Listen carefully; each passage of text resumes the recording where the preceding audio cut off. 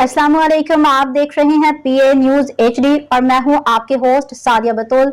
शामिल करते हैं आज की अहम खबर शामिल करते हैं पीए न्यूज के सीईओ महर लियाकत अली से। अंजुमन अराई पाकिस्तान पंजाब के सीनियर नायब सदर मियां जमील अहमद ने अपने एक बयान में कहा कि ईरान पे इसराइली हमलों की शदीद मज़म्मत और ईरानी मसाला अफवाज के सरबराह मोहम्मद बाकरी पासदारान इनकलाब के कमांडर इन चीफ हुसैन इस्लामी और दो जोहरी साइंसदानों की शहादत पे इजहार ताज़ियत करते हुए उन्होंने इसराइली हमलों को खुली जारहियत और बैन अल-अक़वामी क़वानीन की खिलाफ वर्जी और ईरान की खुद मुख्तारी के खिलाफ ओआईसी, अरब लीग और अक़वाम मुत्तहिदा को इसका सख्त नोटिस लेने, मज़ीद हमले रोकने के लिए सख्त इक़दाम करने का मुतालबा किया है।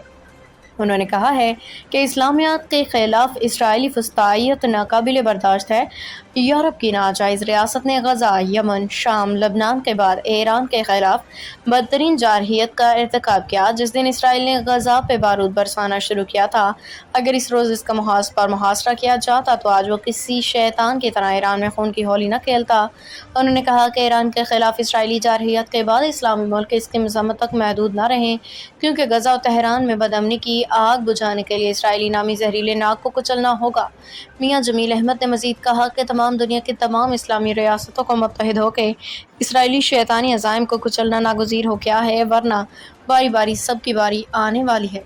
न्यूज स्टूडियो से अब तक के लिए इतना ही। मजीद खबरों और अपडेट्स के लिए देखते रहिए पीए न्यूज एचडी।